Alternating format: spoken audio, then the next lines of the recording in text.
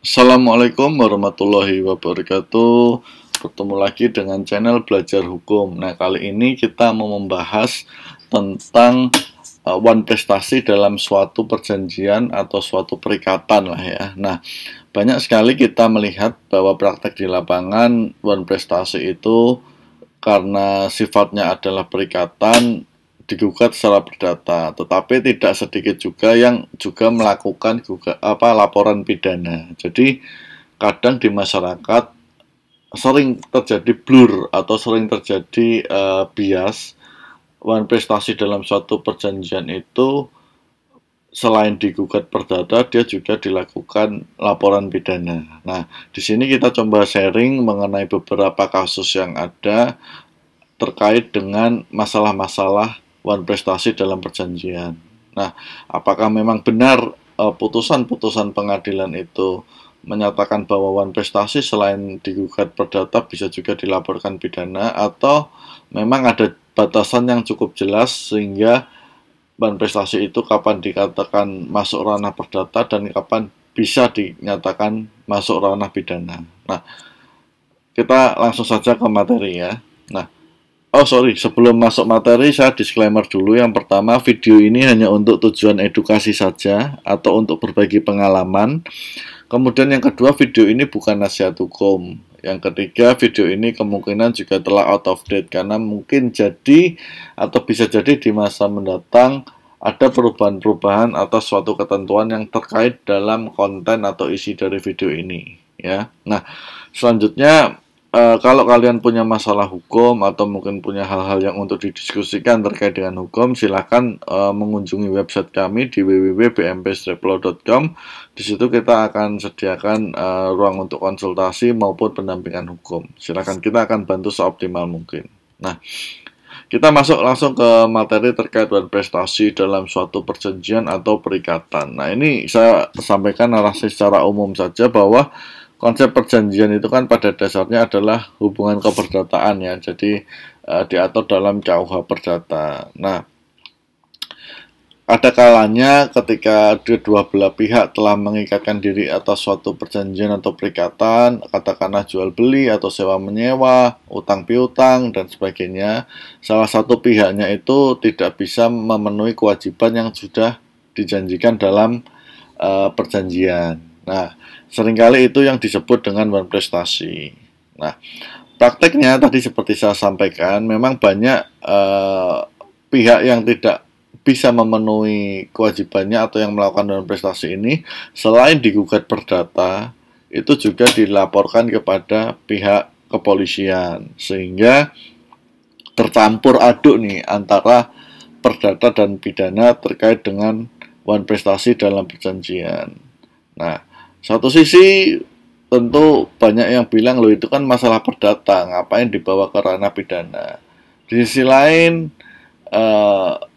yang pihak dirugikan merasa bahwa perdata saja tidak cukup dan bisa dilaporkan pidana karena memenuhi unsur-unsur delik pidana. Nah, tumpang tindih, carut marut, nah seperti itu. Cuman di sini kita mau coba berikan semacam informasi terkait dengan putusan-putusan yang menjadi jurisprudensi atas permasalahan ini ya. Nah, ini ya tadi saya sampaikan, terus kita lanjut saja. Nah, di sini Mahkamah Agung atas permasalahan tadi sudah memberikan pendapat yang cukup konsisten dalam beberapa kali putusannya ya.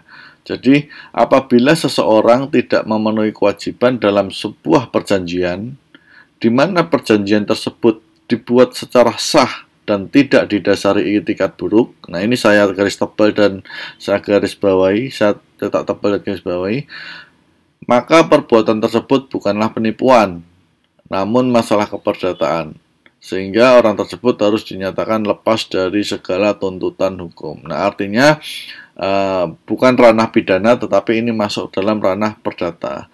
Dengan syarat apa? Syaratnya adalah perjanjian tersebut dibuat secara sah dan tidak didasari itikat buruk. Nah, ini ada pada beberapa putusan Mahkamah Agung. Yang pertama putusan nomor 598 tahun 2016, kemudian ada 1357, 1316, 1336, 902. Nah, Anda bisa cek putusan-putusan ini, bahwa putusan ini menguatkan pendapat Mahkamah Agung bahwa jika wan prestasi dilakukan dalam hal perjanjian yang dibuat adalah sah dan tidak didasari etikat buruk, maka wan prestasi itu adalah masuk dalam ranah perdata, bukan ranah pidana.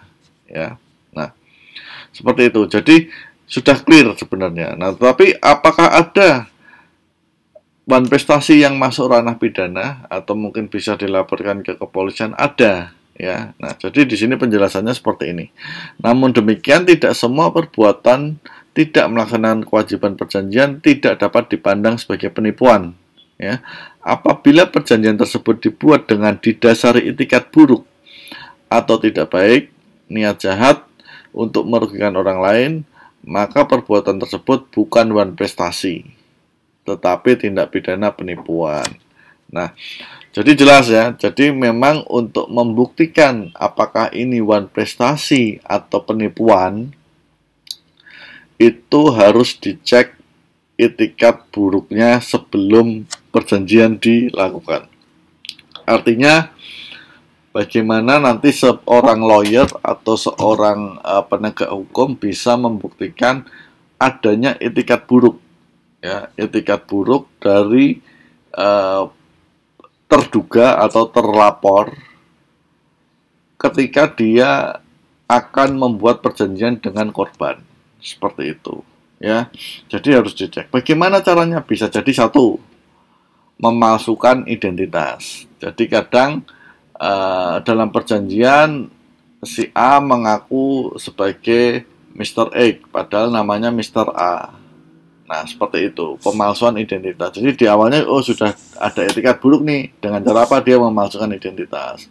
Cara apa lagi?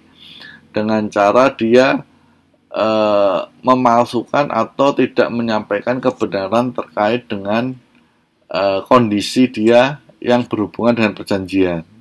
Ya, bisa jadi dia, katakanlah, janji untuk mensuplai suatu produk gitu kan.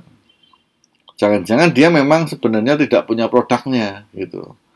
Dia hanya cari dari tempat lain. Artinya dia tidak terbuka, tidak dalam kondisi jujur ketika melakukan perjanjian untuk mensuplai produk. Nah, hati-hati, itu juga bisa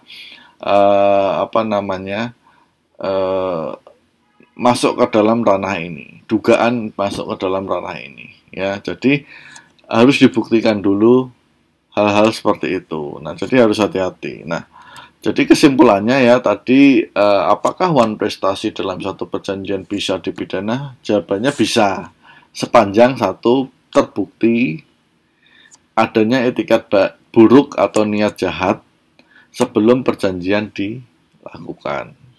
Ya, seperti itu. Nah, kalau itu tidak ada dan perjanjiannya adalah perjanjian yang sah menurut KUH Perdata, maka wan prestasi yang terjadi adalah wan prestasi ranah perdata, seperti itu.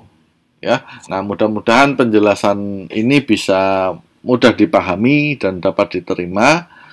Kurang lebihnya saya juga mohon maaf. Kalau ada saran kritik silahkan. Kemudian kalau Anda punya permasalahan hukum, Anda bisa kunjungi website kami, ada di www.bmpsteplow.com untuk konsultasi maupun pendampingan hukum. Kita ada juga nomor WA di sana. Kemudian informasi ini juga Anda bisa dapatkan dalam website Mahkamah Agung. Ya, di situ juga Anda bisa explore putusan-putusan yang berkaitan dengan konten dari video ini. Kemudian juga penjelasannya saya juga ambil dari Mahkamah Agung, websitenya Mahkamah Agung. Jadi Anda juga bisa cek di sana. Ya, itu saja dari saya. Terima kasih sudah menonton. Kurang lebihnya saya mohon maaf. Assalamualaikum warahmatullahi wabarakatuh.